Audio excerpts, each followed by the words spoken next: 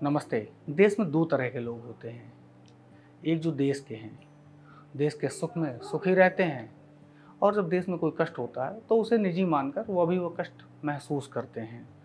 और दूसरे होते हैं वो मौका परस्त, जो दुश्मनों से भी बुरा सोचते हैं देश के लिए। हालांकि यह सब नया नहीं है। जब से समाज है तब से दो तरह के लोग हैं। लेकिन हाल ही में अभी हम जो बात कर रहे हैं वो बात कर रहे हैं हम हाल ही में हुए पहलगाम में हुए हमले की, जिसने पूरे देश को झकझोर कर रख दिया था। जिस तरह से धर्म पूछकर ने लोगों को मारा, उसने देश के आला कमान सहित देश के आम जनमानस के माथे पर एक बल सा डाल दिया। यह पाकिस्तान का दुस्साहस था, जिसका मुंह तोड़ जवाब देना वैसा ही ज़रूरी था जैसे हम पूजा करने के बाद हवन में आहुति देकर बुराई को भस्म कर देते हैं। हुआ भी ऐसा। प्रधानमंत्री नरेंद्र मोदी ने अगले दिन ही बता दिया कि जो लोग भी इसके लिए जिम्मेवार हैं उन्हें इसकी ब्याज सहित कीमत चुकानी पड़ेगी। हुआ भी वही। कुछ दिनों के बाद आधी रात को भारतीय सेनाओं ने ऑपरेशन सिंदूर लॉन्च करके पाकिस्तान के द्वारा पाले पोसे जा रहे आतंकियों के अड्डों को जमी दोज कर दिया और आतंकियों को होरों के पास सुपरसोनिक स्पीड से भेजा। हालांकि आधी रात को ही भारतीय जनता को इस ऑपरेशन के बारे में पता चल गया। उन्होंने सोशल मीडिया पर जो गदर काटा वो देखने लायक था। अच्छा, सबसे दिलचस्प उसमें ये है कि उन्हें बताने वाले भी इस ऑपरेशन के बारे में पाकिस्तानी ही हैं। वो समझ ही नहीं पा रहे थे कि उनके यहाँ रात में 2 बजे कैसे सूरज निकल आया। ट्वीट करना शुरू किया, सोशल मीडिया पे डाला, लेकिन उन्हें कुछ देर बाद यह समझ में आ गया कि यह भारत के प्रधानमंत्री की आधी रात में सूरज उगाओ स्कीम का एक छोटा सा हिस्सा है। सोशल मीडिया पर मौजूद हिंदुस्तानियों ने ही पूरे देश और दुनिया को ये बताया कि यह नया भारत है।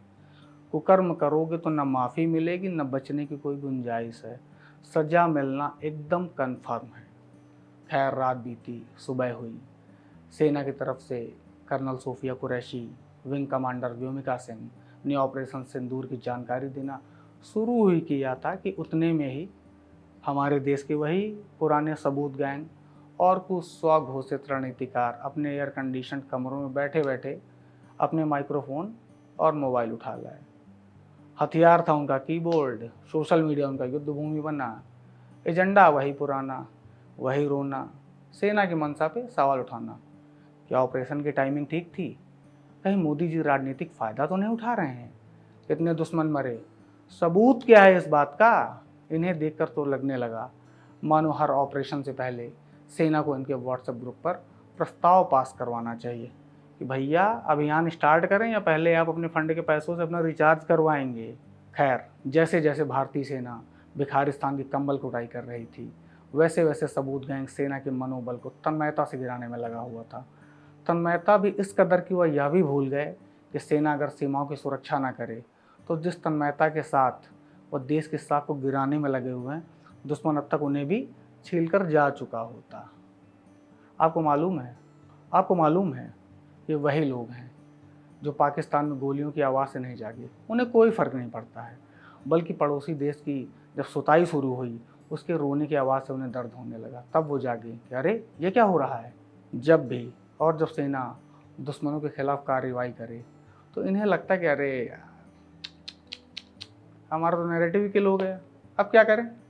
ऐसा तो नहीं चल पाएगा। फिर कोई वीर राफेल में नींबू मिर्च लटकाकर भारत के सामर्थ्य का मजाक उड़ाता है, तो कोई फर्जी में राफेल का मलबा ढूंढने में लग जाता है। कई तो पाकिस्तानी आतंकियों के मरने पर मानवाधिकार की दुहाई तक देने लगते हैं, जबकि कईयों को इस बात से पेट में दर्द हो जाता है कि भैया भारत ने पाकिस्तान का पानी क्यों रोक दिया। रह रहे हैं बंगाल में, बंगाल से सिंध की दूरी का एक रत्ती अंदाज़ा नहीं होगा, लेकिन रोए जा रहे हैं ज़ोर ज़ोर से कि बेचारे पाकिस्तानी प्यास से मर जाएंगे। मोदी जी इस्तीफ़ा दो। एक दूसरी हैं, गाना गाती हैं। जब सेना पाकिस्तान की कायदे से छील रही थी तो ढोलक यहाँ फटा जा रहा था। सेनू टू वार का नारा बुलंद होने लगा कि युद्ध से कभी किसी का कुछ हुआ है। ज्ञान दिया जाने लगा कि भाई वार से क्या होता है, मोदी जी जल्द से जल्द ख़त्म कीजिए, ऐसा तो नहीं चल पाएगा। लेकिन जब पाकिस्तान के दम भर कुटाई के बाद सीज फायर लागू हो गया तो मैडम ने सटाक से गाना लॉन्च किया, प्रधानमंत्री कायर बा, और लगे हाथ ये भी पूछ रहे हैं कि मोदी जी पीओके काहे नहीं ले लिया। असल में ऐसे लोग किसी के भी सगे नहीं हैं, यहाँ तक खुद के भी नहीं। शायद यही गनीमत रही होगी कि उन्होंने खुद के पैदा होने पर सबूत नहीं मांगा होगा। इन्हें एक रत्ती एक इंच शर्म नहीं आती कि जब पूरा देश सेना के साथ खड़ा है तो आप सेना के मनोबल पर प्रश्न चिन्ह उठा रहे हो, ज़बरदस्ती राफेल गिराए दे रहे हो, देश की पीएम के मंशा पर प्रश्न चिन्ह उठाए दे रहे हो, रक्षा मंत्रालय बराबर मना कर रहा है। तो कुछ नहीं मिला तो पाकिस्तान के सोशल मीडिया पे चल रही फेक फ़ोटो को उठा लिया, चेपा और दिखा दिया कि ये देखो ये गिरा हुआ है भारतीय राफेल।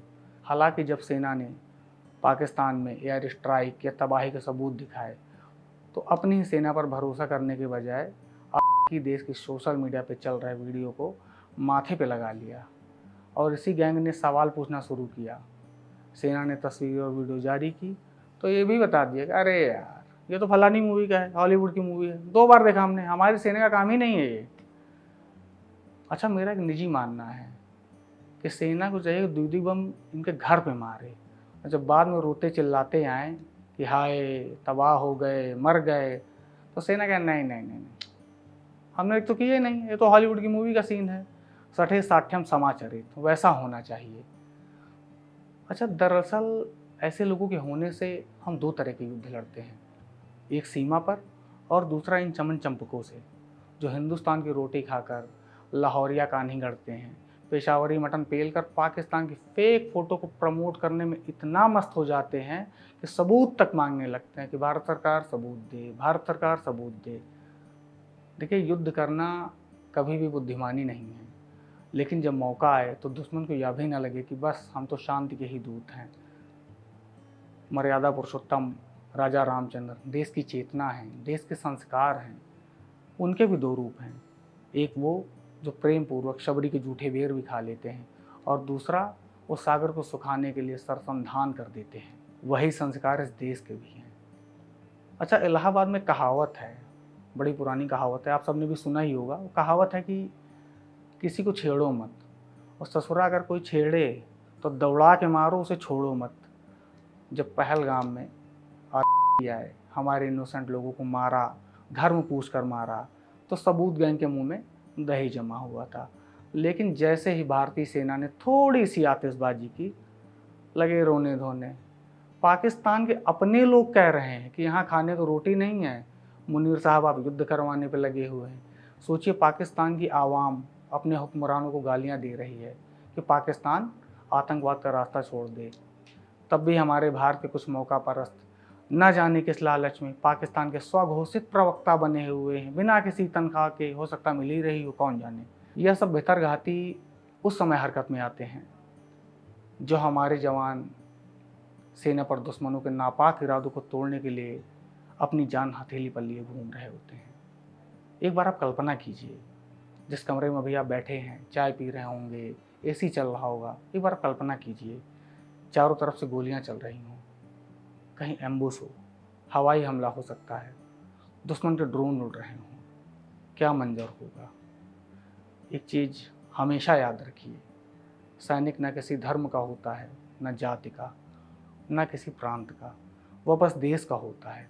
यह एक भावना ही तो है जिसके लिए देश के लिए सैनिक मरने को अपना शौर्य समझता है, गर्व समझता है।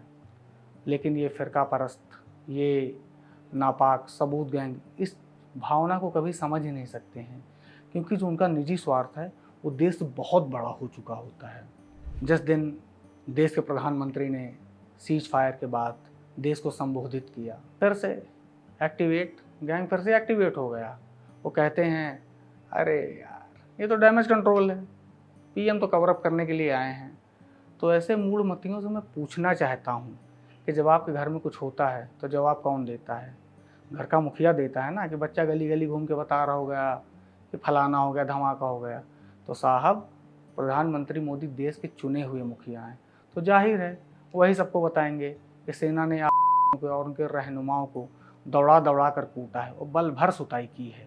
खैर, इन सबसे इतर सबूत गैंग से मैं कहना चाहता हूँ कि आप कभी सोचिएगा, आप किसी राजनीतिक दल से नफरत करें चलेगा, व्यक्ति से करें चलेगा, लेकिन अगर आपकी नफरत अपने देश के लिए है या फिर आप दुश्मन के दरबारी कवियों की तरह उसकी तारीफ़ कर रहे हैं, तो सोचना कितनी घटिया हुआ आप। ज़रूर सोचिएगा कि किस हद तक घटियापन आपके अंदर घुस चुका है। जिस देश ने आपको सब कुछ दिया है, उसे आप क्या दे रहे हैं? है कोई जवाब आपके पास? तो हे तथाकथित रणनीतिक आलोचकों, सबूत गैंग, अगली बार जब भी कोई जवान सीमा पर जान की बाजी लगाए, कुछ मत करना। एक बढ़िया जोशीला ट्वीट करके अपना योगदान दे देना। वैसे भी देश सेवा की परिभाषा अब सिर्फ वायरल व्यूज़ तक ही सिमट के रह गई है। नमस्कार।